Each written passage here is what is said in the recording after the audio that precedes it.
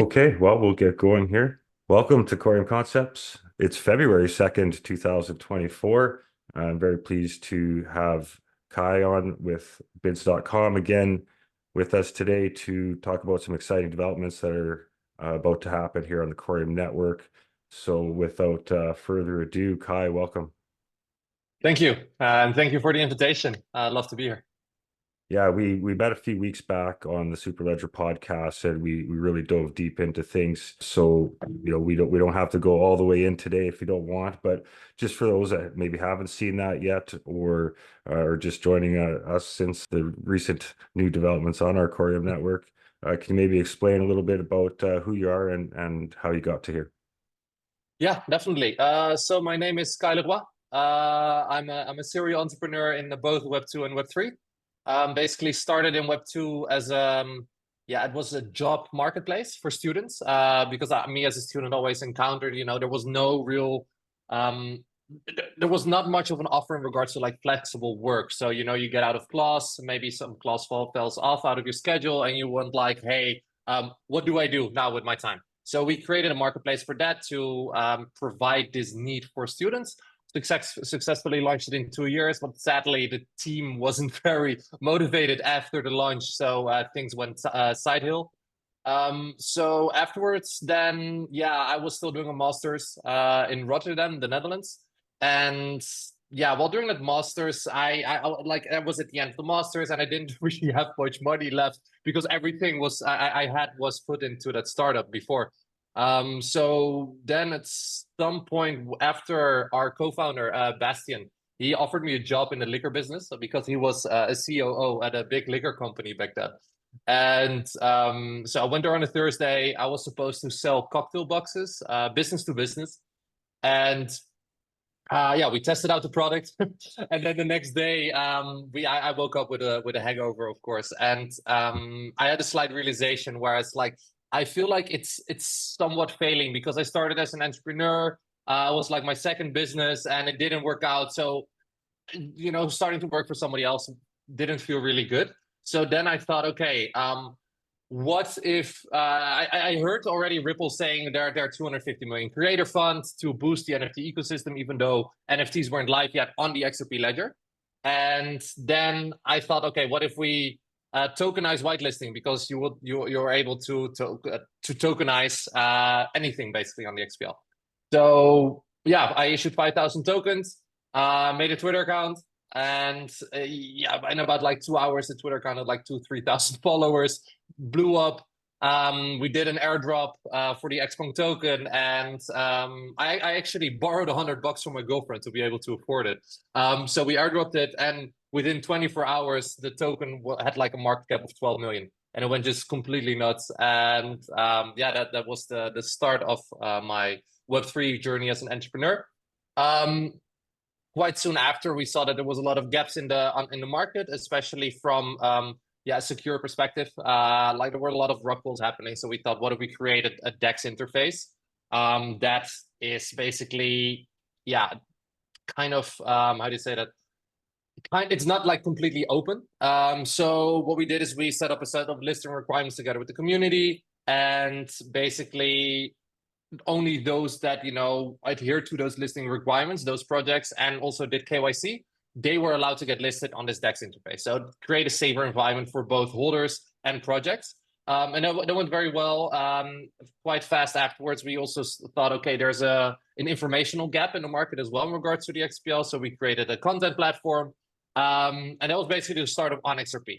A little bit later, we also launched the marketplace, which till this day, we've always remained like, well, we lost the market leader position for like a couple months, but it was also the months where we were busy building, and the volumes were so low that you can't really see it as losing market share. And now the volumes are better, and now we're like back on top with like 80% market share on the XPL, which is good. Then because of that achievement with onXRP, we were talking with the Coreum team. Was at the Core Nova event, I think it was like July in LA. Met the team in person, especially Bob and Reza. I had a great chat with Reza. And yeah, that's when the collaboration between both of us started. And the ironic part is that Sologenic was always like a competitor on the XPL somewhat, but we've always had this mutual respect for each other. Because Dave, what the stuff they built is of great quality. It works very well. Especially their DEX interface is superior to any of out of there, even our own. This was the start of our journey together, and then they gave us a grant to basically integrate their chain to onXRP. But we thought like Coreum obviously deserves to be in the spotlight as well, so we can't go further with the name onXRP. And that was like the birth of Bits, which is more of a neutral name that is like kind of a play into Bitcoin or bits in computers, little bits, but also offers that you can only do using smart contracts, so collection bits it's called.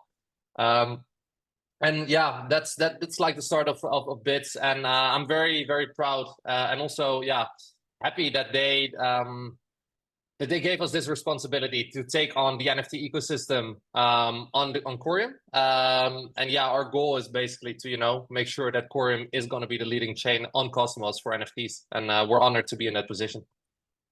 Yeah, well, it's interesting because a lot of people in the community were saying, well, geez, obviously Sologenic's going to have the NFT marketplace on Coreum, and nothing's really been said. And then all of a sudden, here comes bids.com, obviously well supported by the team, no doubt about it, both by Grant and just in social networks. You can see that they're definitely behind what you're doing here. So that's really powerful to have that vote of confidence, being that you're kind of bringing their what they've done so well on the XRP ledger onto their new chain Coreum. So it speaks very highly of what you guys have done previously, and in the current market conditions too. Like you said, you're back on top and in volume and sales. So very exciting times ahead. And so if I understand it right, bids.com would kind of be the umbrella over top of on XRP, and then I've seen on Coreum also mentioned. So do I understand that structure right? So, pardon me. So I know I understand the confusion. What we're basically doing is we're gonna so onXRP has several facets. You have the DEX interface, you have the NFT marketplace, you have the content platform, and basically what we're doing is we're extracting the NFT marketplace from onXRP and reforming that into Bits. So Bits is going to be an NFT marketplace, of course, that has both Coreum and the XPL integrated. And basically, with a simple toggle, you just change between chains. So very user friendly for both communities. Yeah, and I think this is the way also to adhere to both communities, and also to make sure that like marketing for projects is going to be amazing because they have the audience for two chains. So yeah, that's the way to go. So yeah, it's going to be a rebrand, basically. Yeah, and then you're also going to be seeing some attention from the Cosmos ecosystem with the IBC connections. So I've been saying to a lot of people, like, this is a powerful, powerful network that is bringing together a lot of liquidity. Like if you take the Cosmos ecosystem and all the projects, it's fragmented, right? Like all that liquidity is fragmented in the Cosmos ecosystem. But if you add that all up, it well exceeds Ethereum. So if you think about it in that sense, like that is a lot of liquidity, a large ecosystem, and then you top that with the XRP ledger community, like 5 million wallets there. A lot of powerful things can happen in a short period of time if this is all done right. I agree. And apart from that, like the tech on Cosmos is really good, and also on Coreum itself, their SDKs, it's really easy to work with, and they use the Rust code language, which is in my opinion the best and the most scalable. And that reflects in the products that are currently live already on Cosmos. I don't know if you've ever browsed through like Ethereum dApps, but it's always like a little bit laggy. It's not always too fast, and obviously it's very expensive because of the fees. On Cosmos, that is not the case. It's super smooth. The UX is great and on point. It's very similar to like Solana, which I think is also a very, very good chain. But with Cosmos, you have the entire ecosystem that is like interconnected, like you say, with IBC. And what we want to achieve with Bits is, and it's not even that hard, which makes it even better, is being able that no matter on what chain you're currently on with your wallet, you browse Bits. and you buy an NFT, for example, with Adam, then through IBC, that's possible. It will land in your Coreum, the NFT will land in your Coreum wallet, but you basically, if you're in IBC or if you have Kepler, Cosmos Station, or Leap, you basically have all these chains already integrated into your wallet. So it's not, you need to do an additional step of adding a chain. Some wallets, of course, but there's very little friction for the end user, and that makes it, yeah, in my opinion, a very good contender in regards to EVM.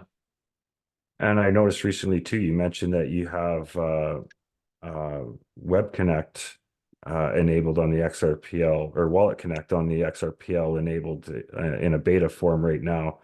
Can you tell us a little bit about that? Yeah, we I wouldn't say it's like I wouldn't say that we hacked it, but our CTO found a very clever way to validate the wallet with the user, which was previously was quite hard to do so. Whereas there was always a point of failure or possible point of failure when connected, whether the transaction is coming from your wallet or not, and he connected that in a very clever way. So yeah, we were the first to integrate Wallet Connect. Currently, we support Bifrost Wallet through Wallet Connect and the Uphold wallet, which is a wallet from Uphold, which is gonna go in a live scenario, a very, very big live scenario next week, for the Uphold and xpunks partnership. So that's gonna be very exciting. Yeah, I was going to ask you, Uphold is a partner of the channel here too. And yeah, you're saying that you're going to go from, I think, 4,700 holders to 20,000 as soon as that Uphold xpunks goes live. Is that right? Yeah. We have a very clever extra thing to increase our holders for OXP, which is the native currency for the onXRP platform, and soon also for bits, of course. Yeah, and we dove into that the last time we met on the Superledger podcast about that OXP token. It's still going to be quite relevant, and in fact just have more use case and places to go once this all becomes live. So it's not because you're building on Coreum, you're not abandoning the OXP token, not even close. No. What like our ethos has always been, like, before the bear, through the bear, is like community first, and we find community so super important. And because of the OXP community, we were able to build everything. So we're never ever gonna let them down. Like, I'd rather go broke than let those people down that always supported us, and especially through the bear.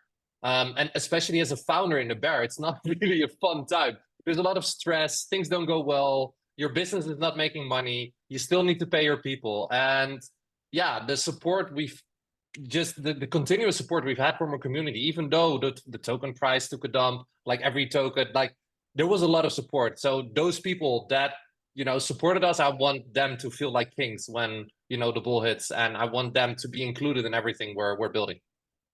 Right on. Well, before we get too far and lost into the weeds, I got a million different questions I could ask you still. We are here to talk about something that's coming up here soon, and that's the .core domains. Very excited about that. That's going to open up a lot of utility and use cases for the users of Coreum network. Can you tell us a bit about that? Yeah, Coreum decentralized domains. Basically, you'll be able to pick your name. So, for example, coreumconcepts.core. I saved that one for you, of course. Beautiful. Coreumconcepts.core, and that will be basically your identifier on chain. So you can put that as your main, your main identifier, so that people, when they send funds, they don't necessarily need to send it to your wallet address. They can send it directly to your domain name. And there's several applications for this that can be built out by anyone. You could, at some point you would also be able, if somebody builds this, to point to an actual Web2 domain, and then using an extension you can reach that domain. It's some very complex stuff.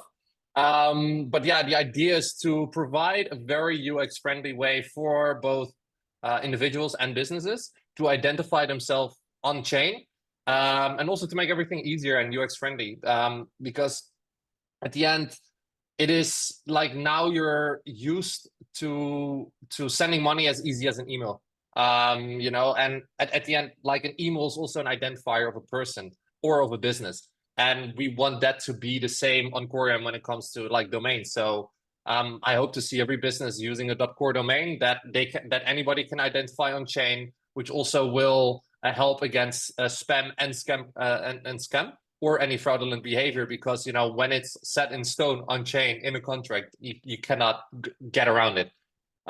So yeah, for safety purposes is also very important. That's so that's features itself is going to be live right out of the get-go as far as transferring funds. Yeah, so Thursday at 4 p.m. UTC. So I believe that is 8 p.m. PST, 8 a.m. Pacific. So it will go live, and then what you'll be able to do is you'll be able to obtain your own core domain. You'll be able to view it at all the core domains that you bought, and you'll be able to put one as your standard identifier so that people can already send funds back and forth. Then in addition to that, we also have a referral program, which will go live instantly, whereas you'll get your own unique link that you can post anywhere. And then anybody that signs up through that referral, every domain that they will buy, you'll receive it as an individual or a business. You'll receive 6.9% per domain that they bought in core tokens. Yeah, so that we want to include the community to share it with everyone. Which I think is a great way for everyone to maybe earn a little bit on the side. Excellent. So I imagine there's going to be a free for all right out of the gates for everybody to gather up. There's plenty of speculators in this space. So the marketplace isn't live yet. Is there going to be a way to exchange these, or is that just waiting for the actual bids.com marketplace to go live? Yeah, that's going to be waiting a little bit more, but we're planning to release the marketplace basically in parts. So the overall marketplace is an extremely complex product, like extremely complex. It's the most complex product we've probably built ourselves in-house.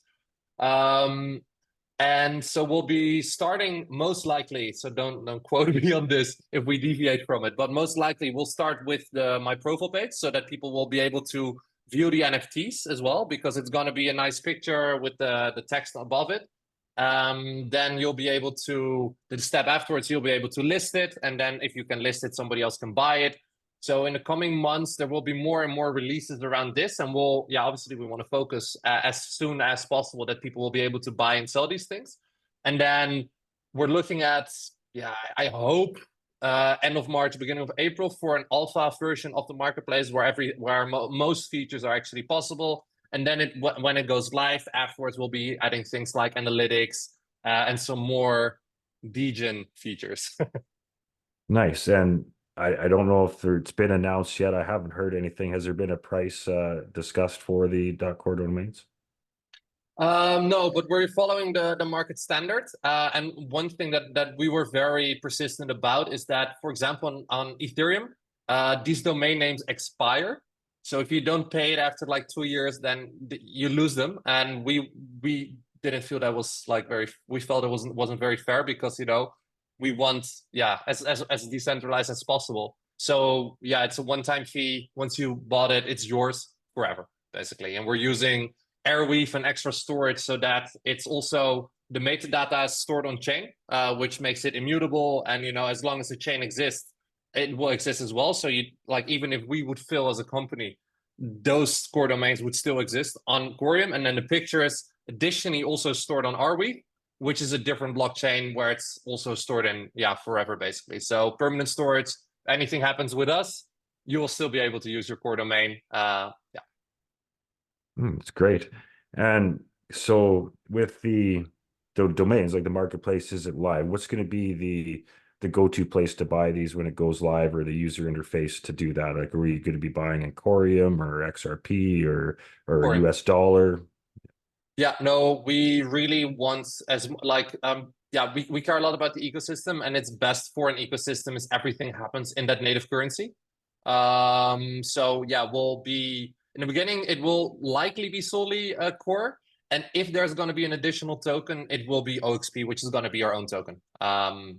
So yeah, maximum of 2 currencies. Don't want to make things too complex. But then afterwards, obviously, when you integrate IBC, then it's going to be a little bit different. But that's that's a topic for later.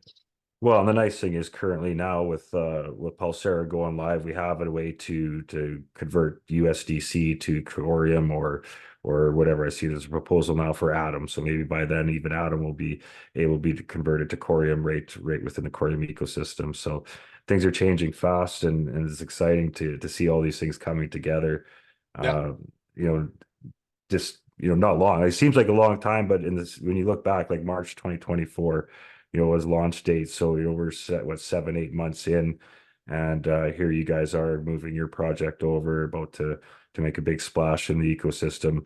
A lot of very confident posturing on your end about being the prominent NFT marketplace, not just on Coreum, but on the Cosmos ecosystem. That's a big undertaking. What do you think you guys are bringing to the table that might set you apart in that regard? So, well, we're quite lucky that there's not much competition currently on Cosmos. I think the biggest player is Stargaze. It's on chain, and they have a very solid marketplace. And I love the chain. I'm a holder of stars as well. So it's not like that I want to be shitting on them in any regard. But I do feel like that with our team and with our knowledge about marketplaces and NFTs, that we do have this extra bit that's necessary to conquer Cosmos. Like, just to paint it in picture, this is for me personally we've launched, like, combinedly we've done like 7 marketplaces already. And that is different versions or different chains. So we're quite experienced in regards to marketplaces. And then obviously we also have the xpunks umbrella, which is a sustained brand on the XPL. It's reaching Ethereum and Solana communities. So everything combined and our network, I do feel that we're in a position to do so. Yeah, you're not just a competitor to these marketplaces. You're utilizing a lot of these big chains too. Like I see you have Ordinal's project going. So just within that, you see kind of what's working elsewhere and what's not working. It's kind of like blockchain itself. You focus on one thing, you kind of give up on another thing. So it's just about how you bring all these things together to create that overall marketplace experience. And Yeah. I like to hear what you guys are doing. And do you think Coreum in itself as a technology, do you think that's going to give you guys any advantages? Yeah, definitely. So in regards to the tech, I think the tech is solid. You have smart tokens. I don't believe they have that on Stargaze, which is something that's very interesting. But what I find very important for a chain to be successful in NFTs, like NFTs is a niche, and especially in regards to people and acquisition of those people, both artists and buyers. You need a team that knows how to participate in business development, throw the right events, have the right tone of voice, is not afraid to throw a little bit of money again, like into this acquisition. And all those aspects, I see the Coreum Foundation doing very well, which makes me very bullish because, yeah, some chains just don't really do that, or it's just a little bit like untargeted. And I see Coreum, their business development team is very solid. And the conversations we've had is always like they know what they're doing. And that is a huge thing. So, like, the reason that Ethereum basically was the market leader, and I say was very very persistently, was the market leader in NFTs, because they were the first to really introduce that, and that, they had the smart contracts, and then people started building, and that caused that, first mover advantage expanding into network effects. What I see then, the reason why Solana became so big is because they were right with their business development. They threw really good events to attract both holders, artists, and developers. And around that, they created a very targeted grant program. And they got the right VCs on board, which I see also the Coreum Foundation getting some VCs here and there also on board. And that is what you need for an NFT ecosystem to really start and kick off, because you need opportunities for both artists and holders. Like, what you see happening on, for example, the XRPL, which we're trying like really to boost that again, is that there's not much influx of new buyers. And there's some projects launching, and that always causes this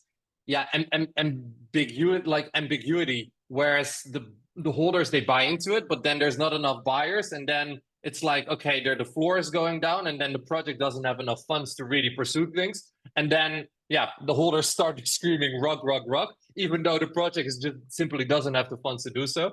And that spirals, yeah, we've been in that spiral for a couple months now. And that's due to a lack of liquidity and due to a lack of new people entering. So yeah, I'm very excited to do it now together with Coreum, working very closely with their BD team to actively pursue in campaigns, in very targeted campaigns, to get creators on board, to get developers on board, and then eventually also create the right environment and vibes for buyers to participate in some degen action.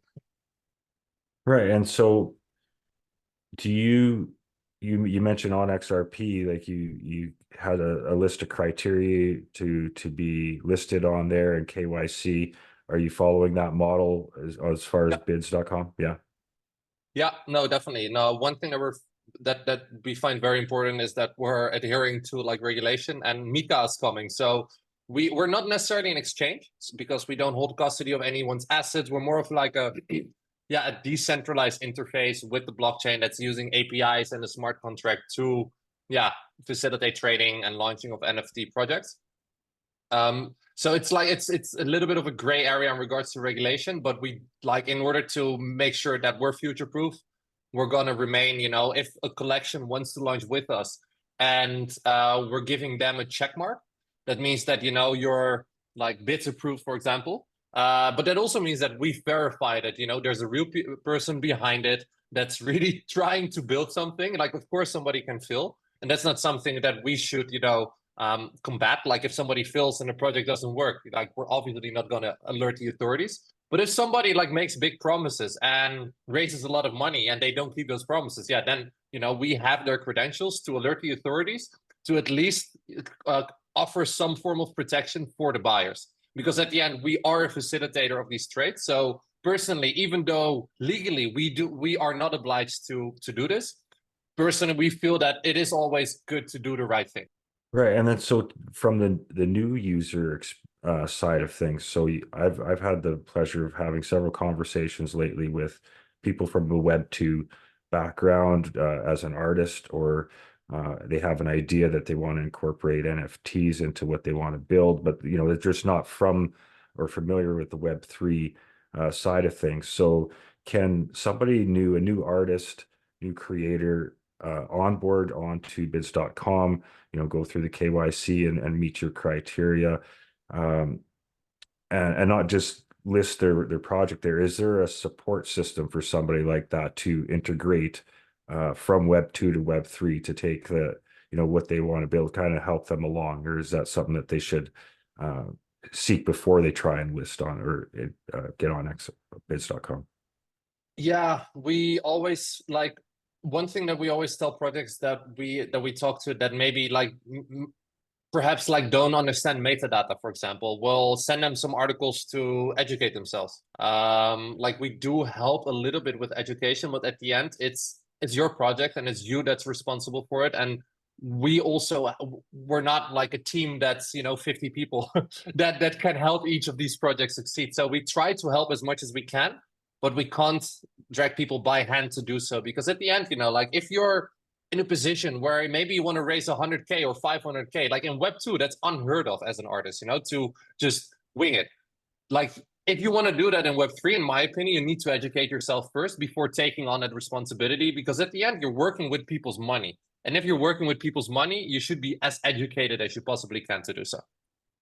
Yeah, and so that's the power of the community around it, right? Yeah. So just integrate with the community, become involved, and there's plenty of people, Exactly. they don't have to talk to your team. There's plenty of people that are just involved and creators themselves that are more than willing to help. And that's why it's important for people to utilize the Discords and the groups that are available for these conversations to take place, because there's a lot of people that have great art or they have a great idea, but they're just nervous about this transition over. So it's an important piece of the whole equation, is to have a place for them to gather, to ease some of their concerns and give them the confidence to jump in. Because that's one thing I see with an artist that doesn't understand NFTs and what that's all about, if you have a conversation with them and explain to them their ongoing royalties and stuff like that, they immediately see the potential, but you can still see that there's still some uncertainty and nervousness about just jumping into this whole new ecosystem. And then you have on top of that the blockchain and all the hype and media around the fear that's been created over it. They think they're getting involved in that whole ecosystem in that sense. So it's interesting. I've just spoken to so many people lately that have that problem. Like they want to come over, but they're just not too sure. And so yeah, so it's I know you got a very powerful community. So I just want to encourage anybody that's interested. Us at the Coreum Community DAO, we're trying to provide that hub of resources for people to come, and we can point them where to go. And same thing, I know you have a very strong network over there, and I just want people to know that that's there. And if you have any use cases or ideas and you're just uncertain or unsure, definitely reach out, because a quick conversation, it's pretty easy to see Yeah, that there's a lot of potential for an artist, moving from Web 2 to definitely. Web 3. Definitely. And for so far, for like the collections that applied for us, I always tell them, because I feel it's very important in the beginning of an ecosystem like this, that I always send them my calendar and say, hey guys, just book in an hour or half an hour, and I'm happy to just talk to you through it, give you my insights, and more than willing to, make some time for that. And then afterwards, you got to do it yourself. And one thing that I always tell people that don't really, know exactly where to start is, just okay, take $500, buy 2-3 NFTs of collections that have an active community, make an X account for your project, just post it on Twitter or on X, and get some traction. Go into Discord, talk to these people, and really create your persona as a project also within these people, and just talk like you're a human being, educate yourself, and then maybe in 2-3 months, then you already have an audience to sell your artwork to, because people know you and you're educated. And then just take your time, and then you can launch your collection. But really start, maybe start as a community member first before starting your own project. Yeah, absolutely. I can't tell you the amount of times I've said that lately. Just just come on, just get into the community, and it's amazing how fast that can turn around for people. Like, Yeah, if somebody comes in very well prepared on their side as far as the art and what they want to do, it doesn't take long to get into a community and start expressing those ideas before somebody says, "Hey, you know what? I could help you with this part of it. Let's go." And I've seen yeah, it happen within days. So it's great, and I really want to encourage people to involve, because these projects, community is key.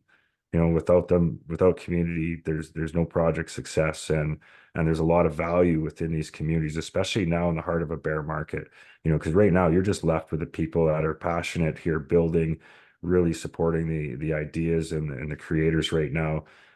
So it's easy to find quality people, that are coming in right now. When the bull market gets here and it's chaos and chaotic, you have all kinds of people here for all kinds of different reasons, and it's just going to be that much harder to sort that out, during yeah. that time. So this is really a good time to get involved and get yourself established, in my opinion. Definitely, completely agree. So one thing about this channel I started for on YouTube here is to document my journey and the journey of the people I meet along the way. And to me, this is a very fitting thing to talk about. We have the AMM that just went into it met its threshold, I guess you can say, and is in a 2-week period of possible approval. I hear there's potential bug found that they're working on, but so far nobody's switched their vote, so the clock is still ticking. That's aimed to wind down February 14th. So Valentine's Day is looking pretty special for the XRP community indeed. February 14th, if I understand right, it's also a special day for you and your team. I think things are about to head to the moon. Is that right, that day? Yeah, yeah, that's correct. That's correct. Yeah, if you could tell us a little bit about that, it's pretty exciting to hear what's going on there. Yeah, no, so this is honestly like a dream come true for our entire team. Like we're space nerds. We're always looking at documentaries about quasars and exploding stars and everything. We just love it. Um, so what so take it a little back. So 3 months after our launch of the xpunk token, so xpunk token launched 8th of October 2021, and then we thought like quite fast in our journey, what if like our minds were racing, like everything was going super well. We're like at the end of a bull market. So we thought, okay, what the cocky guys that we were, of course, what if we run a billboard campaign on Times Square, reaching out to Elon Musk and ask him to put an Xpunk on the SpaceX rocket? Completely ridiculous, of course, but you know, it's good content, and it was a lot of fun at the time. So we pursued that. The billboard went live, and everybody was calling us crazy. Of course, you're wasting money. Why you're doing this? So we're like, okay, who cares? It's awesome, you know. And it was a really big billboard as well. So then, yeah, about a year and a half later or something, somebody that I met during an event, he reached out to me. He said like, "Hey, I see this billboard on your Instagram. What's up? Is this something you want to pursue? Do you want to go to space with your collection?" I'm like, "Yeah, of course." And we started talking, and then he introduced me to someone that introduced me to someone, and then we got the ball rolling, and suddenly it was actually happening. So basically what it is now, where it's a mission by Intuitive Machines. They're sending a payload on a Falcon 9 rocket made by SpaceX, and that payload contains a lander, and that in that lander, basically this lander has a mission to there's obviously a lot of scientific reasons behind this as well, and this lander is going to be it's gonna land on the moon, but it's also gonna resemble the first museum on the moon, the Lunar Prize Museum, or the New Earth Museum, it's called. And in this lander, there is a disc. It's called the lunogram, and this disc is built in a way that it can last 1 billion years. So it has special connections that, you know, scientists thought, okay, in future iterations of science, this is what we're going to be using to basically preserve humankind's history on a different planet. In case something happens with Earth, then an extraterrestrial life can still obtain this information if they're around. So super cool. And basically on that disc, there are 222 artists like Van Gogh, Picasso, Andy Warhol, the entire collection by Stan Lee, like very, very, very prominent figures. And also 44 NFT artists, and 45 NFT artists, and one full collection, and that's us. So we're the only full NFT collection that's going to be sent to the moon. There's artists in there. I also saw that Moonbirds has a couple. I think they're sending 300 out of their collection, but we are the only one and first to send their entire collection inscribed on the first museum on the moon, basically granting all of our holders a piece of history, which I just find, amazing. That is absolutely amazing. That's I'm excited. And are we going to be able to watch that launch? You I guys are know. good. I'll be Nice. standing there with my phone live streaming. Right on. Yeah. Perfect. No, that is great. I love that. And I just thought, you know, when I see the February 14th AMM vote, I'm like, geez, February 14th is going to be an amazing day for the XRP community, because those are two very, you know, obviously the AMM thing could go back and delay again, but February is going to be a very exciting month for our ecosystem. .core domains is certainly just a piece of that. And like I said, this channel is meant to capture all this, you know, same idea. I think a couple of years from now, when we look back at the start of the Coreum network, these conversations are going to be quite valuable, and just to see where all this originated, the people involved in building this, and certainly what you guys have done to the foundation you've built with your company, and that you're bringing it over to Coreum, and Coreum behind you so much. It really speaks volumes to what you guys are doing. I'm really excited. I know our project that we're working on, the Coreum punks, they're eagerly awaiting to launch on bids.com when it goes live too. So and much like I know other people, we're all just sitting here waiting, can't wait. So you're gonna have a very eager participants when launch day comes. There's no doubt about it. Awesome. And I already noticed that, like the X spaces that we were in, like not only ours, I've been in a couple as well. Like they're always very full. It's like 40 to 80 people continuously. Everyone extremely bullish and excited. And I think that is a great signal for a building ecosystem, because like I can't say it enough. Like vibes in a blockchain ecosystem are so important. You don't want 2 or 3 groups constantly arguing about little things, everybody trying to show off their ego. No, you want a group of people that's excited for what's to come. And maybe someone makes a mistake, yeah, and then you fix it together. And that is what a community does, not constantly arguing, but like actually thinking about the future together, making mistakes together, and rebuilding things. And I see that in Coreum happening very, very actively. And I think that's a great sign. Yeah, interoperability. Many of us are even in Coreum, I come from the XRP background. That's where I started. We got here all seeking interoperability. That was the magic about everything that we're investing in or participating in is interoperability. But yet it seems that at the community level, a lot of us, fail to remember that. We have to be truly interoperable as communities before these projects could ever be interoperable and succeed, right? So I think the builders and the developers are doing a great job at interoperability. The communities, we got a lot of catching up to do, and that's why we're trying to develop that hub to bring people in from the XRP community onto Coreum, and we have the IBC connection too. I've dove deep into IBC and the Cosmos ecosystem. It's been a great learning experience. I still have a lot to learn, but there's a wealth of knowledge over there. They've been using a lot of these technologies for the past year or so. They've worked out a lot of the problems that we might encounter it as a new community in this ecosystem. So very powerful to bring these people together and just talk. We don't all have to agree on everything, but it's important that we can all sit around and talk and exchange ideas, because that's where the real value is, right? I'm always willing to learn, and I'm always willing to admit that I'm wrong about something. But if you're not communicating at a productive level, all that growth stops, and that's unfortunately what I've seen in the XRP community lately. And I know there's some figures there that are really trying to turn that around, and anything I can do to support that is, that's what I'm about too, is because I really think our communities need to be far more interoperable. Yeah. Yeah, no, I completely agree with you. And that all starts with, if there's things not going well, is identifying those things publicly and not being afraid to say it. And I've had multiple moments where I did point out, like, hey guys, maybe this is not the right idea.